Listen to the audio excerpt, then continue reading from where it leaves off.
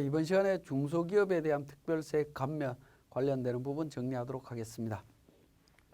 자, 보시면 중소기업도 중소기업 특별세 감면도 343페이지에 업종이 다양하게 나열되어 있습니다. 그리고 중소기업만 가능하고요. 그죠? 중소기업만 가능하고 제조업부터 시작해서 업종이 다양하게 있다.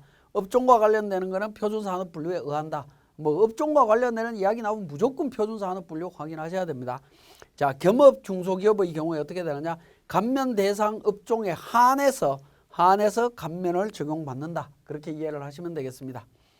자, 의제 제조업 관련되는 부분 제조업으로 본다라고 했습니다. 자, 제조업으로 보는데 중요한 거는 그 제조 사업장이 국내에 있어야 된다라는 겁니다. 외국에 있으면 도매업으로 분류가 됩니다. 그러면 도매업이 되면 업종이 달라지기 때문에 감면 적용 못 받습니다. 여러분들이 이걸 국내의 사업장이 있는 경우만 적용이 된다라고 말씀을 드렸는데, 그러면 외국에 있는 사업장에서 뭐 생산을 했을 때 그걸 국세청에서 알 수 있습니까? 라고 질문을 하시는 분들이 있는데, 국세청에서 알 수 있습니다. 수익 관련되는 서류라든가 이런 거 다 분석하면 내용 확인이 가능하기 때문에 사업장이 어디에 있는지 반드시 확인하시기 바랍니다. 자, 자동차 정비 공장을 운영하는 사업장들, 즉 카센터나 뭐 이런 쪽들이 되는데요.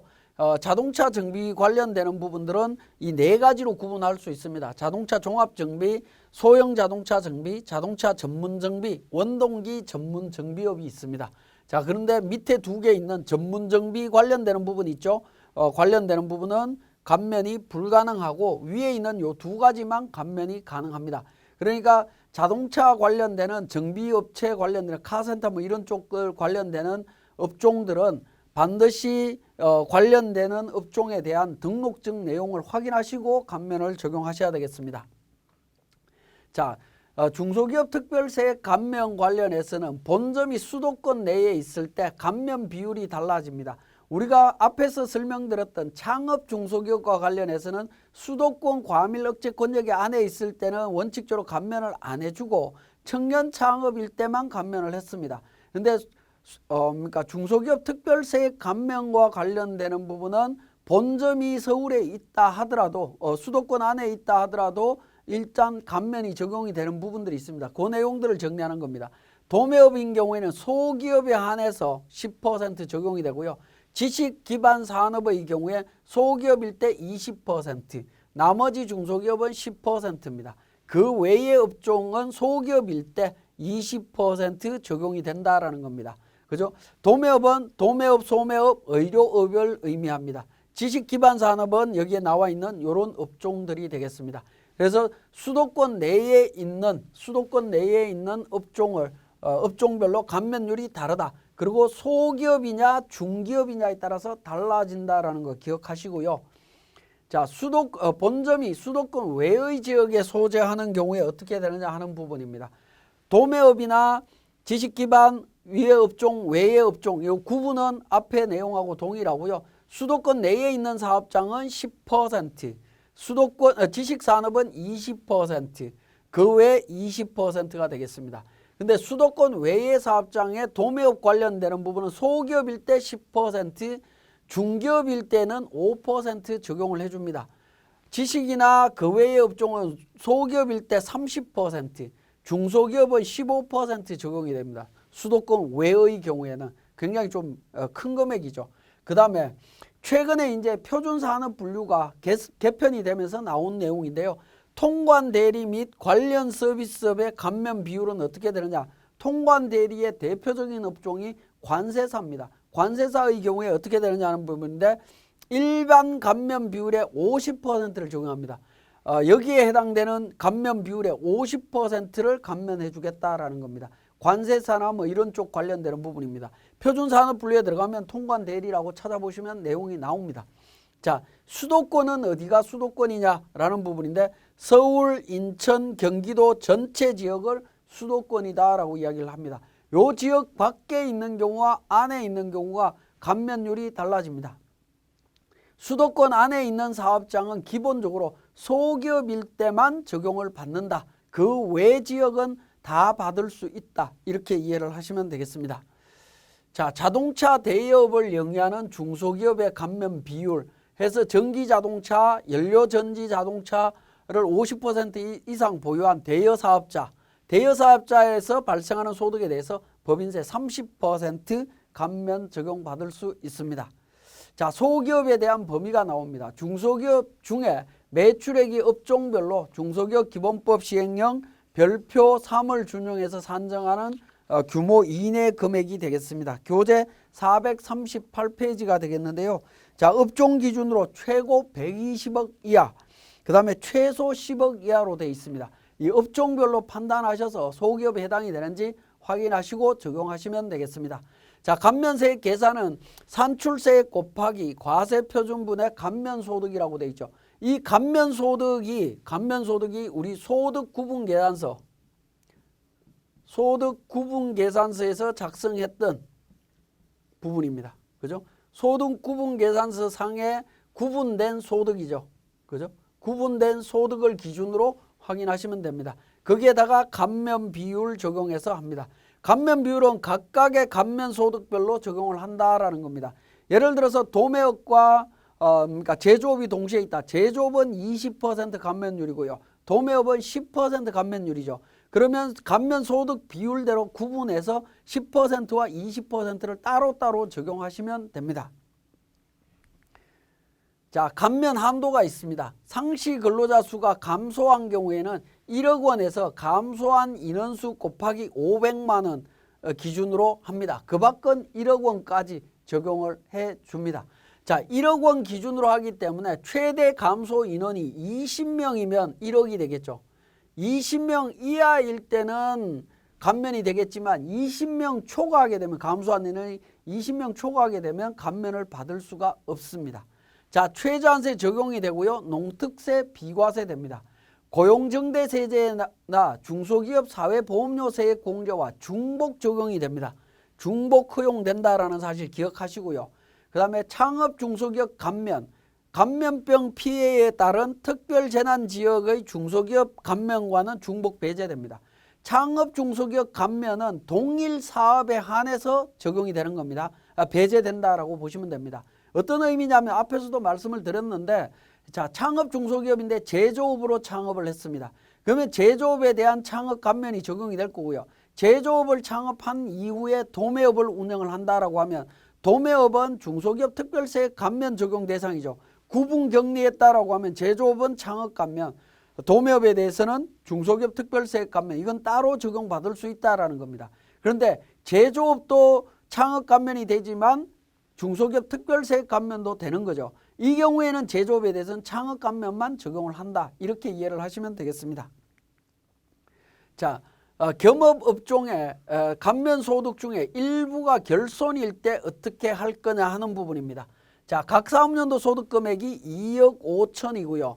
도매업 쪽에 결손 5천 나왔고, 건설업에 2억 5천, 부동산 임대 5천만 원. 자, 부동산 임대는 비감면 업종이죠. 비감면 업종이고, 건설, 도매, 감면 업종입니다. 그러면 이 도매업에서 발생된 5천만 원 결손 금액은 어떻게 처리할 거냐 하는 부분입니다.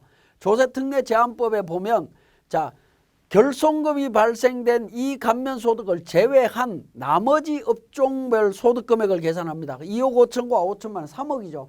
3억 원에서 이 비율대로 도매업에 대한 결손금을 안분한다라는 겁니다. 그죠? 안분합니다. 그러면 건설업에서 감면받을 수 있는 소득 금액은 2억 5천에서 4,166만 5천을 차감한 금액을 기준으로 해라라는 겁니다. 마찬가지로 비감면 소득도 5천만 원 중에 안분된 833만 5천을 차감한 금액 기준으로 계산하라라는 의미입니다. 그죠? 감면 업종에서 결손이 발생했을 땐 그 결손금은 안분 계산한다라고 이해를 하시면 되겠습니다. 자, 감면병 피해에 따른 특별재난지역에 대한 중소기업 특별세 감면입니다. 중소기업에 대한 감면인데요. 자, 내용을 보시면, 자, 감면 배제 업종이 있습니다. 감면 배제 업종은 부동산 임대업이라든가 전문 자격사들, 그 다음에 사행시설 관리 운행업, 블록체인 기반 관련되는 부분들, 금융보험 업종들입니다. 이런 업종들은 감면을 배제합니다. 그리고 소기업에 해당이 되어야 된다. 소기업은 중소기업 기본법 시행령 별표 3에 따라서 나오는 부분이죠. 그게 438페이지에 내용이 나와 있죠. 표에 나와 있죠. 최대 120억 업종에 따라서 최소 10억 이하인 기준입니다. 자, 그렇게 됐을 때 감면 사업 대상 사업 소득에 대한 법인세의 30%, 소기업은 60%를 적용을 해 줍니다. 자, 감면 한도는 2억 원을 기준으로 해서 직전 연도보다 감소한 상시 근로자 수 곱하기 500만 원 계산합니다. 2억 원을 한도로 해서 계산을 합니다. 근데 요거 보니까 한도도 그렇고 감면율도 그렇고 요걸 비교를 해보면 중소기업 특별세 감면 구조하고 거의 유사하게 생겼습니다. 유사하게 적용이 된다라고 보시면 되겠고요. 자, 적용 시기는 2020년 6월 30일이 속하는 사업연도에만 적용을 합니다. 그러니까 2020년도에만 적용이 된다라고 보시면 되겠습니다. 자, 특별재난지역 소재 중소기업 세액 감면에 대한 농특세 비과세와 관련되는 부분입니다. 이 경우에는 농어촌 특별세가 비과세 되도록 되어 있습니다. 중소기업 특별세액 감면도 농특세 비과세 되도록 되어 있죠. 마찬가지로 감염병 특별재난지역 소재 중소기업에 대한 감면은 농특세 비과세 됩니다.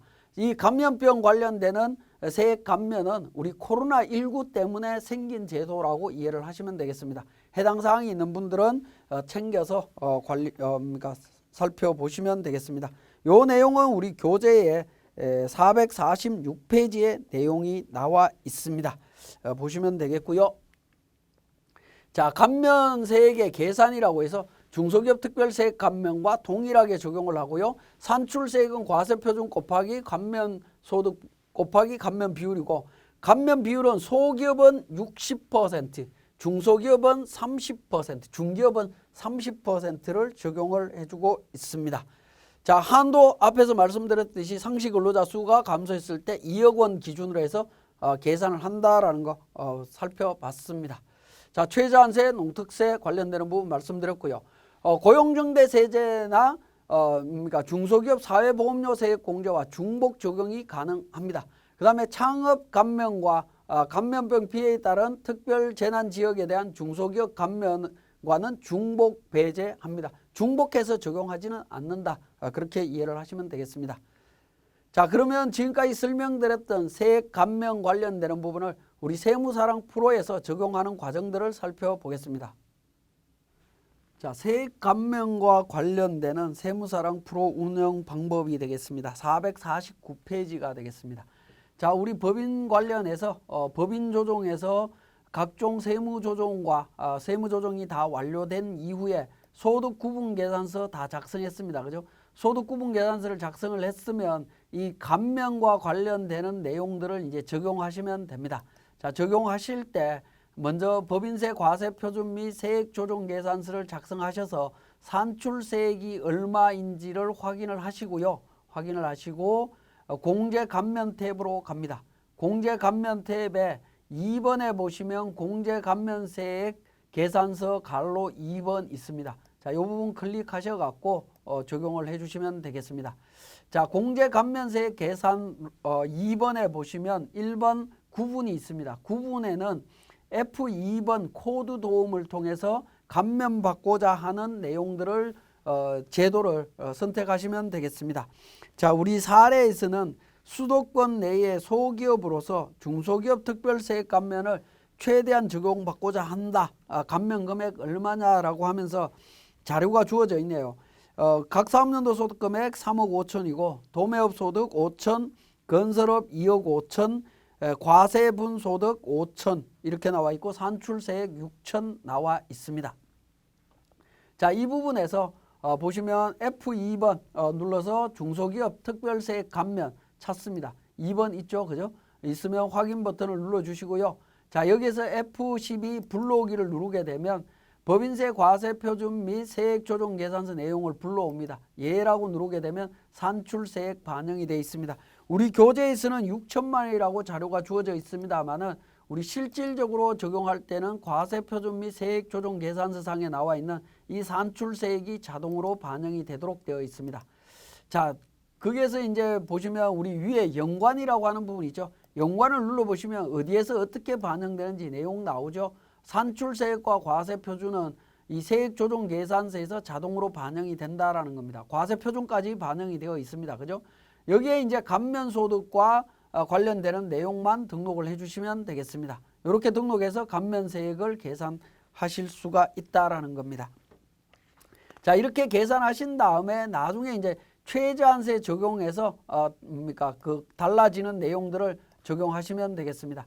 자, 감면소득 5천만 원 등록하고요. 감면율 도매업이죠. 도매업은 10%가 되겠습니다. 2번 10% 적용하시고요. 2번 10% 적용하고 나면 감면 대상 세액 계산 자료에서 내용이 나옵니다. 70만 1,037원에서 직전 과세 연도 대비 상시 근로자 수 인원수 감소한 인원수 없습니다. 예를 들어서 뭐 2명이 있다라고 하면 2명 입력을 하면 9천만 원을 한도로 해서 세액 감면을 해주겠다라는 겁니다. 마찬가지로 감면 금액 2억 5천 건설업과 관련되는 부분이죠. 감면율 20%짜리입니다. 20%짜리고 직전 연도에 비해서 2명 감소했다 라고 가정을 하겠습니다. 이렇게 등록을 하시면 됩니다. 우리 교재에서는 6천만 원 기준이고 과세표준이 3억 5천 기준으로 사례가 만들어져 있습니다만 실질적으로 불러오기를 통해서 작성합니다. 만약에 우리가 창업 감면이 적용이 된다라고 하면 어떻게 되겠습니까? 창업 감면 적용한다라고 하면 F2번에 중소기업 창업 감면 최저한세 적용이 있고 제외가 있죠. 그죠? 최저한세 적용 대상이 되겠죠. 최저한세 배제가 되는 건 100% 감면일 겁니다. 예를 들어서 뭐 최저한세 적용 대상이라고 하면 선택하신 다음에 산출세액 이것도 마찬가지로 F12 불러오기를 통해서 작성하시면 됩니다. 3억 3,400 중에 창업 감면에 해당되는 부분이 예를 들어서 1억 원이다 라고 가정을 하겠습니다. 1억 원이고 감면율은 최저한세 적용 대상은 50%죠. 50%니까 700만 원 이렇게 또 감면을 받을 수 있다라고 보시면 되겠습니다. 자, 이렇게 공제 감면세 계산 2번에서는 감면을 적용받고자 하는 감면 제도에 따라서 바로바로 적용하실 수 있다라고 보시면 되겠습니다. 자, 지금까지 우리 세액 감면에 대한 부분들 정리를 했습니다.